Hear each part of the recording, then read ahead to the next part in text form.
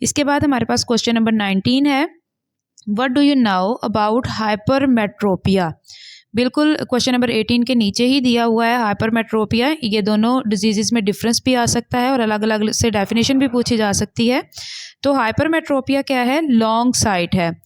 It happen when eyeball शॉर्टन्स, बिल्कुल ऊपर वाले का ऑपोजिट है। क्या होता है इसमें, आईबॉल शॉर्ट हो जाता है। मायोपिया में इलोंगेशन हुई थी, इसमें क्या हो जाता है, shortens. Such person are not able to see near object. Myopia में क्या था, बंदा डिस्टेंट ऑब्जेक्ट को नहीं देख पा रहा था, लेकिन इधर क्या है, नियर ऑब्जेक्ट के जो पास पड़ी हुई हैं, नज़दीक की चीज़ें हैं, उन्हें सही तरीके से नहीं देख सकता। This the image is formed behind retina. इसमें जो इमेज है वो क्या बन जाता है, रेटिना के पीछे बन जाता है। और इसको कैसे हम ठीक कर सकते हैं, convex lens is use to rectify this problem. Convex lens की मदद से हम इस मसले को हल कर सकते हैं। हमारे पास नेक्स्ट क्वेश्चन है, question number 20, how ear maintain the balance of body. कान हमारे जिस्म का तवाज़न किस तरह से सही रखने में हमारी मदद करते हैं। तो बुक पे पेज नंबर 47 है, year maintain the balance of body के नाम से हेडिंग है। कहता है सेमी सर्कुलर कैनाल्स। अब सेमी सर्कुलर कैनाल कौन सी हैं, कान के अंदर अगर आपने एयर वाला टॉपिक पढ़ा होगा तो आपको इसमें अंदाज़ा होगा कि जो डायग्राम में भी दिखाया हुआ है कि जो गुलाई की शक्ल में कैनाल्स होती हैं, बहुत गोल नहीं होती लेकिन गुलाई की तरह होती हैं। And vestibule help to maintain the balance of body. वो क्या करती हैं, जिस्म का तवाज़न बरकरार रखने में मदद करती हैं। Semi circular canal contain sensory nerve. इसमें क्या होता है, सेंसरी नर्व्स मौजूद होती हैं which can detect any movement of head. इनका काम क्या होता है कि सर की कोई भी मूवमेंट है वो ये फ़ौरन से डिटेक्ट कर लेती हैं, इन्हें पता चल जाता है उसके बारे में। Vestibule can detect any change in the posture of body. अगर हम बॉडी में कोई भी इशारात या कोई भी हमारे बॉडी के जो मूवमेंट्स हैं वो हो रही हैं, उनके बारे में ये डिटेक्शन कर लेते हैं। The neurons coming from these two receptors reach cerebrum. ये सेरिब्रम तक पहुंच जाते हैं थ्रू द ऑडिटरी नर्व। और कहाँ से, किसके ज़रिए, ऑडिटरी नर्व के ज़रिए पहुंच जाते हैं ये। नेक्स्ट हमारे पास क्वेश्चन नंबर 21 है, डिफाइन हार्मोन। बिल्कुल इसी क्वेश्चन के नीचे देखिए, एंडोक्राइन सिस्टम के अंदर A hormone is a specific messenger molecule.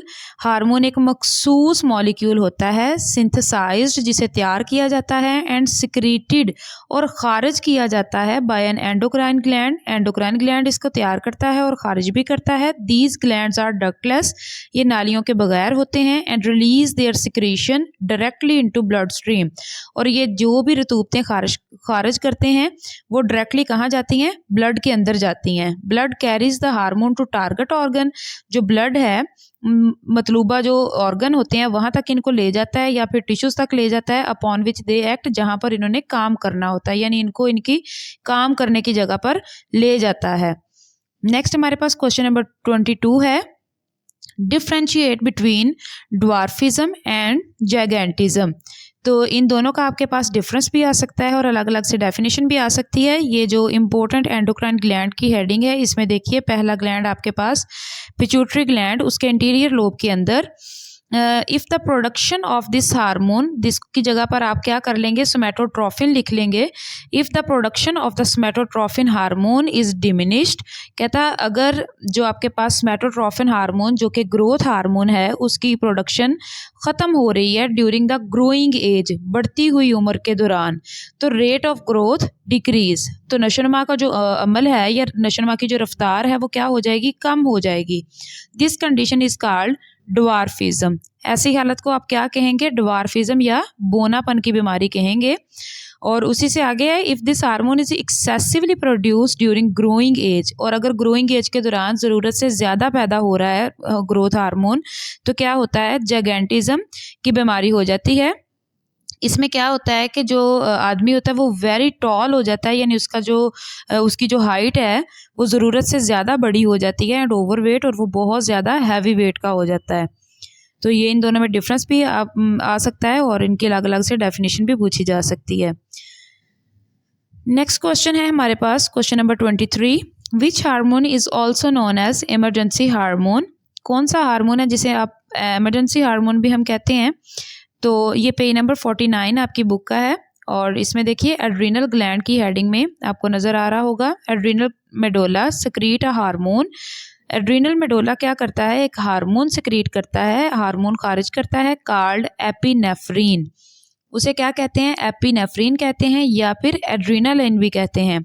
In response to stress, जब तनाव की हालत होती है या स्ट्रेस की हालत होती है उस दौरान ये रिलीज़ करता है।